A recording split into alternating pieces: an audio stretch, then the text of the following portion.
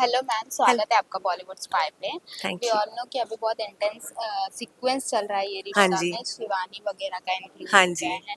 And everyone is thinking कि अब जो है दादी सा यानी कावेरी पोतारी सारी की विलन है। हाँ जी। तो विद्या का क्या टेक है इस पे? वेल अभी तो विद्या जो है इसी ख़्यालों में जूझ रही है कि फिर से गोइंकास के साथ जो रिश्ता है वो और गहरा होने जा रहा है, जो उसको नहीं चाहिए। क्योंकि उसको है कि अबीरा और अरमान जो है वो उनका रिश्ता ना होए और लेकिन अब क्या है, चारू भी उस घर की बहू बनने वाली है, तो जो जितना वो चाह रही है कि इनके साथ ना हो, उतना ही और जुड़ता जा रहा है रिश्ता। रूही तो ऑफ कोर्स उनके घर की है ही, जो हमारे यहाँ पर है, पोदार्स की बहू है। लेकिन अब चारू जो हमारे घर की है वो वहाँ की बहू बन जाएगी, तो ये इसको ठीक नहीं लग रहा। लेकिन दूसरी तरफ जब अबीर को देखती है वो, और अबीर की हालत जो है वो कैसे स्टिक के साथ, वॉकर स्टिक के साथ घूम रहा है, कैसे चीज़ों को नहीं उठा पा रहा है, दिक्कत हो रही है, पेन हो रहा है, तो वो सारा जो पेन है वो विद्या में भी आ रहा है। मतलब उसको भी लग रहा है कि मेरी वजह से ये सब हुआ और मैं नहीं चाहती थी कि ये होए। तो वहाँ पर उसको भी वो गिल्ट जो है, बार-बार जैसे ही वो अबीर को देखती है उसको गिल्टी फ़ील होने लगता है। तो ये एक यहाँ पर एक ये चीज़ चल रही है। दूसरी तरफ है कि शिवानी जो है वो पिक्चर में आ गई है, लेकिन अभी विद्या के सामने नहीं आई है, और मेरे ख़्याल से दादी साहब भी उसे अब देखेंगी। तो देखते हैं आगे क्या होता है। माधव को भी नहीं पता है, तो जब हम तीनों को पता चलेगा और फिर उसके बाद जब अरमान को पता चलेगा कि उसकी बायोलॉजिकल मदर जो है वो आ गई है अब यहाँ पर, और वो एक्चुअली ज़िंदा हैं, चली नहीं गई थी इस दुनिया से, तो पता नहीं क्या होगा, आई डोंट नो। और विद्या को कितना इसके बारे में पता है या नहीं पता वो तो अभी मुझे नहीं मालूम, वो आगे ही पता चलेगा। बट येस, डेफिनेटली दादी सा को ज़रूर पता है, बिकॉज उन्होंने उनका ही कांड किया हुआ है कुछ। सो और वो हमें भी नहीं मालूम क्या है। I don't know whether I know it और नॉट, ये मुझे भी नहीं मालूम है। सो लेट्स सी, बिकॉज अगर अगर विद्या को पता होगा तो डेफिनेटली ये दादी सा ने उसको बहला फुसला कर, उस समय छोटी थी विद्या जब शादी के लिए बात तय हुई थी उसको, तो उसको तो पता भी नहीं था कि माधव की शादी हुई भी है या बच्चा भी है उनका, या अरमान भी है। तो लेकिन पता नहीं उस समय क्या रहा होगा। दादी ने शायद विद्या को भी बोला होगा कि वो अब नहीं है और वो नहीं चाहती है कि माधव की शादी हो वहाँ पर। तो लेट्स सी क्या होता है। It all depends upon what the writers write, and जी जब हमें पता चलेगा। जी मैम। बट डेफिनेटली एक बहुत बड़ा ही तूफान आ जाएगा। मैम, जैसा अभी आपने कहा कि विद्या को पता नहीं होगा या फिर विद्या को अगर पता होगा तो हम्म। उसने बहकावे में आके सारी चीज़ें की होगी, हाँ। ऐसा फैंस भी अंदाज़ा लगा रहे अच्छा, ऐसा हैं। या लगा रहे हैं। एंड उनका ऐसा ऐसा कहना था कि विद्या भी शायद इसमें इन्वॉल्व है हो कावे। सकता है, हो सकता है, डेफिनेटली हो सकता है, because it is quite possible कि दादी साहब ने विद्या को बोला होगा कि नहीं, मैं नहीं चाहती हूँ कि माधव उस लड़की से शादी करे।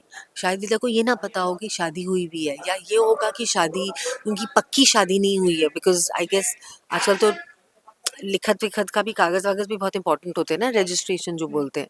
तो I don't know if that is the angle कि उनकी शादी एक्चुअली सिर्फ मंदिर में हुई थी या फिर कोर्ट मैरिज हुई थी। लेकिन अगर कोर्ट मैरिज होगी तो वो लीगल होगी, लेकिन हो सकता है कि शादी लीगल ना हो। ये सब भी हो सकता है, और प्रोबेबली ये सब मासा ने विद्या को बताया होगा, एंड इसीलिए विद्या ने हाँ कह दिया होगा। लेकिन मासा कहाँ तक हद तक गई हैं, किस हद तक गई हैं, अब ये तो पता नहीं। बिकॉज़ मेरे हिसाब से, विद्या के हिसाब से, अभी तक तो विद्या को ये पता है कि वो इस दुनिया में नहीं है। जी और जब माधव उसे लेकर आया था अरमान को, छोटा-सा जब 5 साल का था, 4-5 साल का, तो विद्या ने उसे अपनाया था।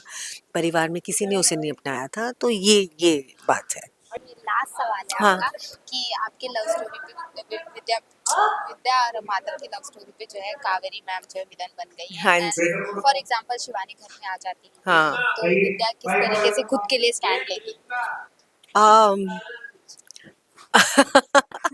आई डोंट नो, अभी तो मुझे पता नहीं क्या होगा उस समय, लेकिन अगर मैं ऐसे सोचना चाहूँ कि विद्या पे क्या गुजरेगी, तो डेफिनेटली वो डेविस्टेटेड होगी। क्योंकि और एक तरह आई थिंक उसको माधव जी के साथ जो उसका रिश्ता था वो थोड़ा सा एक डामाडोल स्थिति में था हमेशा से।